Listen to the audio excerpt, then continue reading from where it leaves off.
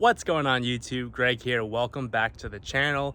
Today we have the 2023 Civic Type R FL5 and we're going to be doing another Mugen part install. In the last install we put in the Mugen window visors on all four windows. These fit really nicely with the car. Super glad that I went with them. It helps with a little bit of the wind noise and you can crack your windows and close the door without any moisture getting in from the bottom, which I have doing right now. Good way to prevent any heat buildup inside the car when it's parked. These are the side mirror caps, and I bought these pre-owned from Instagram user USA028. He gave me these for a really good deal because these are originally like $300 or $400 if you were to buy them from Japan, and they come primered. These are already painted in the crystal black pearl, which is the OEM black that you can get on the Type R.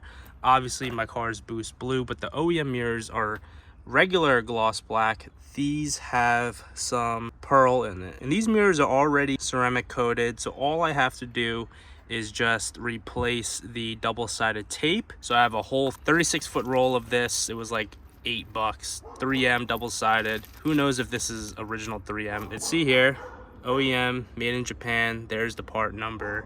So yeah, I'm excited. Got these for $175, and like I said, if you were to buy these from Blackhawk Japan, they're like $300-$400 to get, and it takes a couple weeks, I believe, once it's shipped.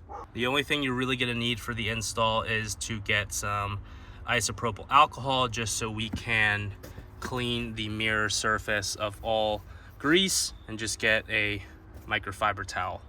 So he did give me the original paperwork, the instructions.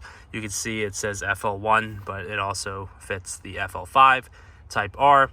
Here's the part number again if you want to order it on your own, but comes with some Mugen stickers there. New tape applied. All right, so the first thing we're gonna wanna do is prep the surface of the mirror. So we're just gonna get some isopropyl alcohol, wipe this down.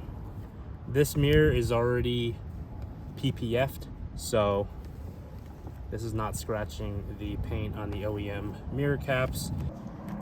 So now we have the Mugen mirror cap. There's my reflection. And it's hard to tell on camera, but that's gloss black. This is crystal black pearl, so there is some flake going on in there. And we have all the tape on the back side. So what I'm gonna do is just peel off an edge of the tape on each one and kind of just fold it back like that. So that way we're not taking all the tape off, and let's say we misplace it, then it's not gonna be impossible to pull off. Right there. Right there.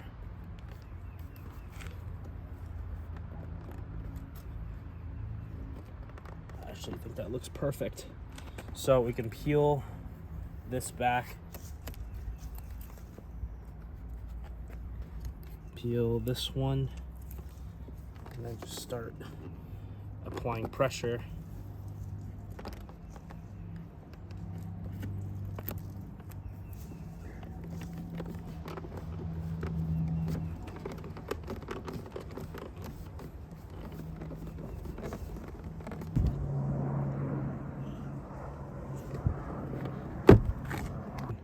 Just get some alcohol and remove any markings that we just put on there.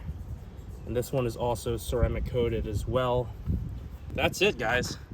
Looks really good. Complements the window visors. So we got those, and that looks awesome. So yeah, if you guys enjoyed that quick video, I hope you found it helpful. It's a very straightforward install, but I just want to document everything that we're doing to the Type R. So again, I'll post that link in the description below to where you can buy this. I'll just give you the part number. You can find whoever has it cheapest, but usually Blackhawk Japan has it for the best price. If not, you could try King Motorsports. They're located in the United States. Stay tuned for more install videos. we're going to be doing the full suspension on this car. Found out exactly what we needed, so we're either going to do Swift lowering springs or the iBox springs, whichever comes out first for the FL5 with the updated spring rates. We're also going to do the white line front anti-lift kit for the lower control arm. That basically is going to help with more traction coming out of turns during acceleration, because the car is front wheel drive, and when you're coming out of a turn and accelerating, all the weight of the car shifts to the rear, basically lifting the front of the car up and giving you less traction. The other thing we're going to be doing is the rigid subframe mounts, or collars, that's what they're called.